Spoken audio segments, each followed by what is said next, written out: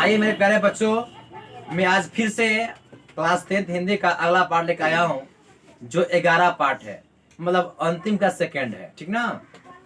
इसका नाम है लौट कर आऊंगा फिर, है ना। लिखा गया हुआ है जीवनंदन दास के द्वारा। जो पाठ है लिखा गया हुआ है जीवनंदन दास के द्वारा, यह पाठ आपको लिखा गया है। आइए इसको हम देखते हैं। इस प्रकार हमारे जो बिहार बोर्ड का ऑब्जेक्टिव का पैटर्न है, जो एग्जाम में ऑब्जेक्टिव पूछा जाता है, आपको लेखक परिचय से, कवि परिचय से भी पूछा जाता है, इसीलिए जानना बहुत ही जरूरी है। तो आइए पहले हम जानते हैं कवि परिचय, है ना। लौट कर आऊंगा फिर, कि कवि कौन? तो जीवनंदन दास। लौट कर आऊंगा फिर, कवि कौन? जीवनंदन दास। क्या लौट कर आऊंगा जो रखा गया है शीर्षक इस कविता का, इसमें क्या खास है? तो खास क्या है कि कवि कहाँ के? तो बंगाल के है ना। और बंगाल कवि है और अपने मातृभूमि से यह बंगाल में जन्मे थे, और बंगाल के बारे में कहता है कवि, कहते हैं, है ना, कि अगर मैं मर जाऊंगा, अगर दोबारा जन्म लूंगा मैं किसी न किसी रूप में, भले मैं मनुष्य ना रहूं, है ना, अगर किसी न किसी रूप में अगर मैं जन्म लूंगा तो मैं कहाँ आऊंगा? बंगाल में ही आने की बात करते कवि। भले मेरा जन्म किसी रूप में क्यों ना हो अगला जन्म में, है ना, तो मैं बंगाल में ही आऊंगा, कहीं दूसरी जगह नहीं। अपने मातृभूमि के प्रेम के बारे में यहाँ दर्शाते हैं, और कवि अपने प्रेम को यहाँ व्यक्त करते हैं बंगाल के बारे में। बंगाल में आने की लालसा इनका है। चलिए हम इसको थोड़ा जानते हैं कवि के बारे में, है ना। तो फिर चलेंगे हम कविता का, आपको हर पंक्ति बाय पंक्ति से मैं आपको लाइन बताऊंगा। सो आइए देखते हैं, है ना। कहते हैं, बंगाल के शाब्दिक सम्मानित एवं चर्चित कवियों में से एक जीवनंदन दास का जन्म 1899 में हुआ। जीवनंदन दास का जन्म कब हुआ है? जीवनंदन दास का जन्म, है ना, 1899 में हुआ। 1899, है ना। रविन्द्रनाथ के बाद बंगाल के साहित्य एवं आधुनिक काव्य आंदोलन के जिन कवियों का योग्य है वो क्या है? आपको जीवनंदन दास है। इनसे पहले बंगाल के कवि जो थे, बहुत ही बड़ा महान जो कवि थे, बड़ी बड़ा थे, रविन्द्रनाथ टैगोर। उसके बाद बंगाल के प्रसिद्ध कवि कौन रहे? तो जीवनंदन दास दूसरा स्थान पर। फर्स्ट स्थान पर कौन थे? तो रविन्द्रनाथ ठाकुर, है ना, रविन्द्रनाथ टैगोर जो कहते हैं। आइए, उनमें सबसे अधिक प्रभावशाली मौलिक कवि जीवनंदन दास जी हैं, है ना। उन्होंने बंगाल के जीवन में रच बसकर उनकी जड़ों की पहचाना है और उसे अपनी कविता में स्वर दिया है। जो हम कविता पढ़ने वाले हैं, लौट कर आऊंगा फिर, उस कविता में जो कवि है बंगाल के जीवन, है ना, की रच की, मतलब बंगाल के जीवन के बारे में, बंगाल के बारे में काफी अधिक जान करके, क्योंकि जानते हैं ना, जो इंसान जहाँ कराता है अपने मातृभूमि से काफी प्रेम करता है, और सबको करना चाहिए, नहीं करना चाहिए, करना चाहिए, है ना। आइए देखते हैं। और ये जो कविता में यही स्वर, यही आवाज दिए हैं, है ना। इनका मृत्यु सिर्फ 55 साल की उम्र में, है ना, यदि मरमत्ता का दुर्घटना के कारण से मृत्यु हो गई थी। 55 साल की मृत्यु हो गई थी। 1900 का बात करेंगे 54 में, है ना। 1899 का जन्म हुआ था। कहा? तो बंगाल में। हमारे कब 1954 में मर गए थे, 1954 में मर गए, है ना। यह इनकी मृत्यु किसी दुर्घटना में हुआ था, किसी दुर्घटना में हुआ था, दुर्घटना में, है ना। मात्र जिए थे 55 साल। 55 साल की उम्र में इनके मरने से पहले उन्होंने 6 कविताएं इनके प्रकाश में आ चुकी थी, है ना। बात करेंगे ना, इनके अब तक 6 काव्य कविता प्रकाश में आ चुकी थी। जो पहला क्या है? झारा पालक। दूसरा क्या है? दूसरा पांडुलिपि। तीसरा क्या है? वनलता सेन, है ना। और वनलता सेन जो है, उसके बाद है सताटी तारा तिमिर। आप किताब में देखिए, किताब उठा के देखिए, किताब में लिखा हुआ, ठीक ना, ये किताब में, है ना। जीवनंदन दास श्रेष्ठ कविता हमारा रहा है। अन्य कवि संग्रह की बात करेंगे तो रूपसी बंगला, और बेला अलबेला कालबेला, और मनवी, है ना, हंगम, और आलोक पृथ्वी, है ना। ये जो कविता है इनके मृत्यु के बाद हुआ प्रकाश में आया है। इनके जब ये कवि जिंदा थे, मतलब मरे नहीं थे उस समय, कवि मात्र 6 कविता लिखे थे। प्रकाश में कहते बहुत थे, प्रकाश में 6 आए थे। मरने के बाद जो कविता आए प्रकाश में होता है रूपसी बांगला, बेला अलबेला कालबेला, है ना, मरवी हंगाम या अलो पृथ्वी, या निधन के बाद प्रकाश में हुआ।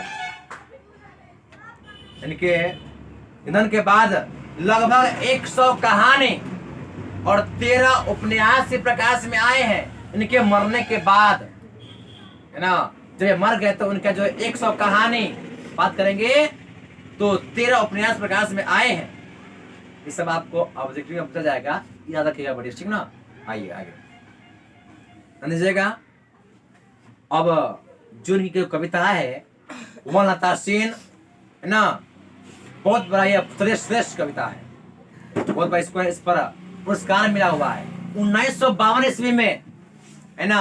वनलता सेन जिससे काव्य जो ग्रंथ है ये प्रकाश में आए हैं, वनलता सेन, और उसको मृत्यु से मात्र 2 साल पहले, है ना, जब ये मरे कब 1954 में, 1952 में वनलता सेन जो है यह कविता इनके प्रकाश में आए थे, है ना, और इसको उसके लिए सम्मान भी मिला, पुरस्कार मिला था। जो अभी कभी पढ़ने वाले जो भी हम कविता पढ़ने वाले हैं, लौट कर आऊंगा फिर। यह कविता को हिंदी में रूपांतर किया, अनुवाद किया, भाषांतरित किया, कौन? प्रयाग शुक्ल ने किया। यह लिखा गया था बांग्ला भाषा में, लेकिन हिंदी में रूपांतर किया, भाषांतरित किया, हिंदी में अनुवाद किया, कौन? तो प्रयाग शुक्ल ने किया। एग्जाम में पूछा गया है, आपको आगामी के लिए बहुत महत्वपूर्ण है। कविता में वो बताए किए हैं कि पूरा ही मातृभूमि प्रेम के बारे में बताया गया हुआ है। आइए देखते इसके जो अब आपको प्रत्येक लाइन बाय लाइन, पंक्ति बाय पंक्ति में इसका आपको अर्थ बताने जा रहा हूं। सुनिए बाबू प्यार, ठीक ना। आइए, कहते हैं खेत है जहां धान के, बहती नदी के किनारे फिर आऊंगा लौट कर, है ना। खेत है जहां धान के, बहती नदी के किनारे आऊंगा लौट कर फिर आऊंगा। कहाँ आएंगे? बंगाल में आएंगे। बंगाल में आने की बात करते कभी, जहां धान के खेत है, जहां बहती नदियां हैं, उसके किनारे आऊंगा। और कहा एक दिन बंगाल में लौट कर आऊंगा। कहाँ आऊंगा? एक दिन में आऊंगा। कहा? तो बंगाल में आऊंगा। कहते हैं शायद मैं मनुष्य नहीं रहूंगा, रहूंगा अबाबिल। अबाबिल बाबू ध्यान दीजिए, एक पक्षी का नाम है, पक्षी है अबाबिल, है ना। कहते हैं कि शायद जब मैं आऊंगा, जब मेरा अगला जन्म होगा मरने के बाद, है ना, तो मैं आऊंगा। कहा? तो बंगाल में ही आऊंगा, बंगाल में ही आऊंगा। बंगाल में जगह नहीं। शायद मैं मनुष्य नहीं रहूंगा अगला जन्म में, है ना, क्योंकि मैं भले कोई पक्षी रहूंगा, अबाबिल रहूंगा, है ना, या फिर कौवा रहूंगा। अबाबिल नहीं तो कौवा रहूंगा। उस भोर का फूटेगा नई धान का फसल जौ। आप देखिएगा धान के तरह जौ का फसल होता है ना, फसल नहीं होता है ना। कहता है जब धान का जो होता है जौ जो विदा किया जाता है, जौ के शायद तो रोटी साथ बनता है ना। तो जौ का जब फसल फूटेगा धान के, तो उस समय क्या कभी कहते हैं कि फूटेगा नई धान की फसल पर जौ, उस समय मैं आऊंगा, है ना। कोहरे के पालने के कटहल की छाया तक भरता पेंग के आऊंगा एक दिन, है ना। कहते हैं आप ठंडी के मौसम में देखिएगा, है ना, कुहासा कहते हैं ना, धुन्नी कहते हैं, कुहासा, है ना, कुहा रहता है ना। कटहल की छाया तक हर जगह में रहूंगा। कहते हैं कभी कहते हैं बनकर शायद हंस में किसी किशोरी का घुंघरू लाल के पैरों में। कहते हैं बनकर शायद मैं हंस। आप देखते हैं कभी भले मैं अबीबल नहीं रहूंगा या कौवा नहीं रहूंगा, तो क्या रहूंगा? हंस रहूंगा। ये कभी अनेक प्रकार के पक्षी की तुलना कर रहे हैं। सुनिएगा सभी का नाम। पहले क्या था? अबीबल। अब क्या है? तो कौवा बोले थे, अब क्या बोल रहे हैं? हंस बोल रहे हैं। कहता है किसी किशोरी, किसी बच्ची का पैरों का घुंघरू बन के आऊंगा, है ना। कहते हैं लेकिन आऊंगा, एक दिन जरूर आऊंगा, है ना। तैरता हुआ रहूंगा बस दिन दिन भर पानी में, गंजा होगी भरी घास की। तो जब मैं हंस बन के आऊंगा, हंस जानते हैं हंस ना, जो बत्तख के सन होता है, हंस होता है, कहता है मैं दिन भर तैरूंगा पानी में, मैं दिन भर तैरूंगा पानी में तैरूंगा, और जहां होगी गंदी होगी घास की मैं वहां रहूंगा, है ना। लेकिन आऊंगा मैं, आऊंगा कहाँ आऊंगा, बंगाल में आऊंगा। नदियां मैदान बंगाल के बुलाएंगे, कहते कभी कि मुझे बुलाएंगे, गांव के नदियां बुलाएंगे, मैदान बुलाएंगे, है ना। और बात करते हैं, नदियां मैदान बुलाएंगे, मैं आऊंगा, है ना। जिसे नदी धोती हो रहती है पानी में, इसी तरह हरे जल के किनारे पर। क्या कहते हैं, शायद तुम देखोगे शाम की हवा के साथ, कभी कहते हैं शायद तुम देखोगे। आप है ना किताब को थोड़ा आप निकाल लीजिएगा ना, तो देख कर पढ़े तो जरा समझ में आएगा। तो थोड़ा देखिएगा किताब की लाइनिंग पर, तो बहुत मजा आएगा पढ़ने में, ठीक ना। किताब ना लीजिएगा। आइए, क्या गलत नहीं बोल रहे हैं, क्या बात सही है कि नहीं? किताब में देखे तो अच्छा समझ आएगा ना। चलिए लीजिएगा, है ना। शायद तुम देखोगे शाम की हवा के साथ उड़ते हुए उल्लू को। आप देखिए, कभी पहले कहे कि अभिबल रहूंगा, फिर कौवा रहूंगा, है ना, फिर हंस रहूंगा, अब क्या कर रहे हैं कि आप उल्लू। आप देखिए सब पक्षी का नाम ले रहा है। अगला जन्म में आऊंगा ना, तो आऊंगा जरूर अगला जन्म में, है ना।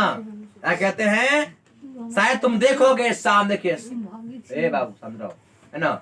उल्लू को जो है, उल्लू को रात में दिखता है ना, तुम देखोगे शाम की हवाओं में, है ना, उल्लू के उड़ते हुए, है ना। शायद तुम देखोगे कपास के पेड़ पर उसकी बोली। किसके पेड़ पर? ये सब आपको ऑब्जेक्टिव पूछा जाता है, किस पेड़ पर उल्लू के बोली सुनाई देगी? कपास के पेड़ पर, है ना। इस पर कपास के पेड़ पर सुनाई देगी, है ना। कहते हैं कभी लीजिएगा कि शायद तुम सुनोगे कपास के पेड़ पर उसकी बोली, घसीली जमीन पर फेंकेंगे मुट्ठी भर चावल, शायद बच्चा उबले हुए। कहते जब बच्चा भी है ना, मुट्ठी भर चावल जो है लेकर जब फेंकेगा बच्चा, तो मैं सुन कर खाता हुआ तो मैं मुझे देखोगे ना। लेकिन मैं कहाँ आऊंगा, तो बंगाल में आऊंगा। आए कहते हैं, नाव लिए जाते एक लड़के को, उड़ते न उड़ते फटे पाल की नाव, है ना। मतलब फटला पुरान का नाव था, पुरान का नाव। नाव के लिए जाते, नाव लिए जाते, तुम देखोगे कि लड़कों को उड़ते फटे, है ना, पाल की नाव लौटेंगे, होंगे रंगीन बादलों के बीच सारस, अंधेरे में होऊंगा मैं नहीं, है ना, उन्हीं के बीच में देखना। कहते हैं जब तुम नाव में देखोगे, नाव जब है ना, कहते हैं कभी नाव जब कोई छोटा लड़का जो है नाव लेकर जाएगा, तुम देखना कि लौटते होंगे रंगीन बादल, आसमान में जो होगा, आसमान में रंगीन बादल होगा, उस बादल के बीच में मैं क्या रहूंगा? सारस कराऊंगा, सारस रहूंगा, सारस रहूंगा, सारस कराऊंगा, सारस रहूंगा, सारस रहूंगा, सारस, है ना। कभी कहते हैं कि मुझे रंगीन बादलों में, मतलब आसमान में, है ना, आसमान बादल आता था ना, उसमें देखोगे, उसी के बीच में देखोगे अंधेरों में मैं क्या रहूंगा? सारस बन रहूंगा, है ना। ये आपको बहुत ही महत्वपूर्ण था, बता दें। आप बताइएगा तो कमेंट में सबको बताना है ना, कि कभी किन किन पक्षी को, है ना, रूप में आने की बात करता है। आपको सब्जेक्टिव के लिए भी काफी महत्वपूर्ण है, और तो ऑब्जेक्टिव के लिए तो है ये है ना। तो कभी पूछता है एग्जाम में, सब्जेक्टिव में पूछा क्या बहुत बार, है ना, कि कभी किन किन रूपों में अगले जन्म में आने की बात करता है। तो आप लिखिएगा, कभी जनार्दन दास अबीबल, कावा, हंस और क्या उल्लू, क्या सारस के रूप में आने की बात करता है, क्योंकि सभी के जीवन से सर्वश्रेष्ठ अच्छा जीवन किसका है? तो पक्षी का होता है, इसलिए कभी पक्षी के रूप में आने की यहाँ बात करते हैं। सो आप कहिएगा, कमेंट कीजिएगा, तो मैं इसका ऑब्जेक्टिव डालूंगा, नहीं तो आप इतना पढ़ लीजिए, किसी गेस से या आप देख लीजिएगा, आपको ऑब्जेक्टिव इससे बाहर नहीं रहेगा, इससे बाहर ऊपर रहेगा। और आपको जो कुछ बताया सब्जेक्टिव एग्जाम में आप पूछेगा तो आप लिख दीजिए आसानी से। अब सुने हैं, है ना। आप अगर वीडियो आपको अच्छा लगता है तो लाइक करें, चैनल को सब्सक्राइब करें और आगे इसको भेजें। थैंक यू, धन्यवाद। Thanks for watching this video, धन्यवाद। फिर मिलता है आप लोगों से अगले वीडियो में, तब तक के लिए बाय। बाय। go, go,